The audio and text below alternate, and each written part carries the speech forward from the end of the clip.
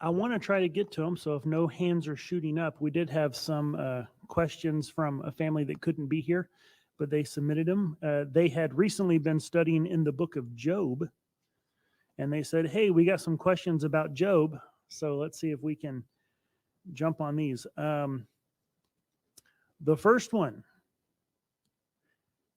says, the boys were fascinated by the description of Leviathan and the fire-breathing animal. Do you suppose that these might have been describing dinosaurs and dragons? So in the book of Job, and I'm trying to remember right offhand where in Job that is. For some reason, 42 is coming to mind. But 42 is for the sons and daughters. oh, okay. Yeah, then Dragon one, I didn't look up. Sorry. I forgive you. Job, I'm just going blank. Where is Job? Old Testament. It's in the Old Testament. It's in the Bible. Job 41. Well, since you got it, you go. You want to? Yeah, just so you know, Job 41, can you pull in Leviathan with a fish hook or tie down its tongue with a rope? Can you put a cord through its nose and pierce its jaw with a hook? Will it keep begging you for mercy?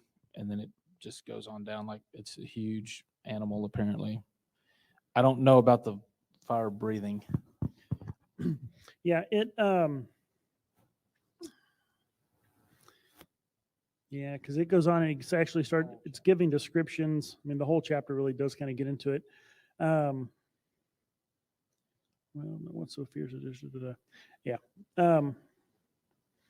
Talks about who can remove his outer coat, who can approach him with a double bridle, who can open the doors of his faith, terrible teeth and all. His rows of scales are his pride, shut up tightly with a seal. One is so near another that no air can come between them. They are joined to one another. They stick his sneezings flash forth light, and his eyes are like the eyelids of the morning. His mouth, out of his mouth go burning light. Sparks of fire shoot out. Smoke goes from his nostrils. Right, and so here's this description of some creature, and what creature is that? Right? Is it a dinosaur? Is it a dragon? What's going on here? Of course, the common young Earth, you go to Answers in Genesis, that kind of place. The answer is going to be that this is probably describing some kind of dinosaur, and dragon legends certainly abound throughout ancient culture, and we have examples of creatures nowadays even that can give off some kind of like flashing, flame kind of thing. The example that's usually given is like the bombardier beetle, which is amazing because it literally shoots flames out of its butt. Look that one up when you get home. So is it possible that there could be some fire breathing? God can do whatever he wants. He can create whatever kind of creature he wants. So I'm not going to say no, there can't be. But kind of the go-to answer from the young Earth idea would be this is probably describing some kind of dinosaur. Yes, it very well could be, what eventually, the dragon legends kind of came from. So that is one possible answer, but I'll let someone else jump on whatever they might want to. No, I ain't touching that one.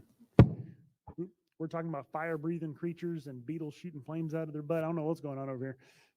No. I mean, I'm just. I mean, you don't have to. I'm just. I mean, I don't know. Job is an old book, and the Bible isn't put in chronological order. Job is put after the Psalms because it's a book of poetry. So I will say this, though, it is interesting to me that across from England to China, there's dragons. And I know that there wasn't the web back then.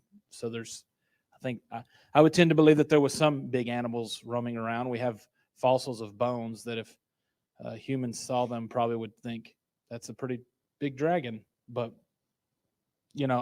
scripturally, I don't know if this is the thing about the Old Testament is for something to be true doesn't have to be, how do I say this? Truth in Judaism, when they're writing stuff down, it can be written to say a truth. It doesn't mean it necessarily had to have happened.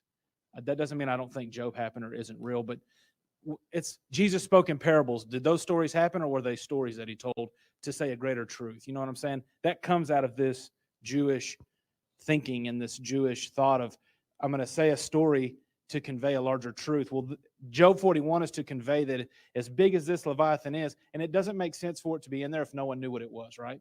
So there had to have been something probably. But the point is that even God controls this thing, that your arrows won't pierce, that you can't control. I created it. I am God. That's the point. But yeah, I tend to think there was probably some pretty big animals roaming around. I want to ask him a follow-up. What do you do with the dragon Revelation?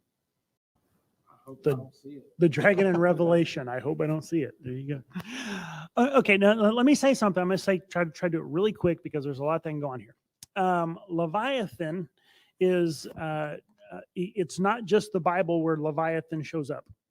We get Leviathan appearing in multiple other ancient cultures around that area. Typically, Leviathan is associated as a sea serpent, as a creature, sea creature, that in the mythologies of the cultures of the area around there have to do with the chaos. Oceans usually represented chaos because, they're deep and they're dark and, they're uncontrollable and, ships go missing and sink and, there's all kinds of things in there. And so oceans representing chaos. And so Leviathan, in a lot of mythologies back then, was viewed as the representative of, out of, having to do with this chaos. And so what a lot of scholars will say is that when the Bible is referring to Leviathan, it's not referring to an actual creature. It's referring to this mythological creature that was common and popular and well-known at the time back then. Especially in a culture called Ugarit, which was just north of Israel. And there's a lot of heavy influence that we see language-wise and other stuff that come from the Ugarit into the Bible. And so people say, oh, well, that was just, this idea that they got from these other cultures. That's not a real thing.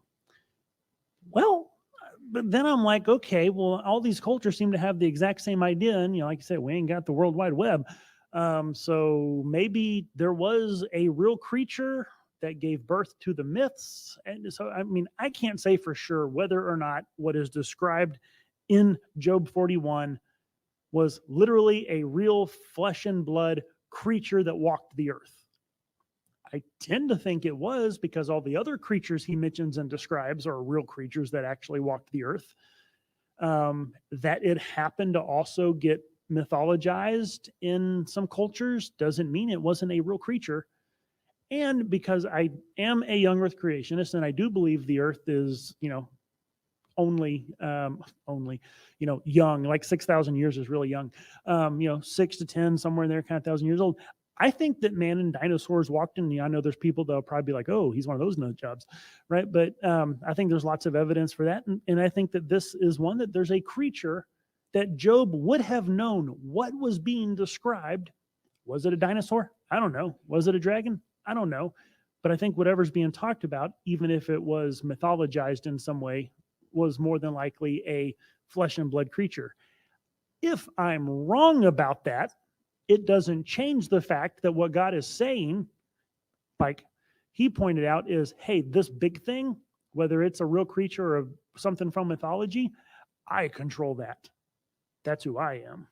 And so, but I do think it probably was something that we might, if we were to see it, probably would have identified it as a dinosaur or dragon. That's where I fall. Could be wrong. Don't think I am, but there we go. That little church on Liberty Hill, come praise the Lord, let your cup be filled. Raise your voices and we'll sing, let God's freedom ring from that little church on Liberty.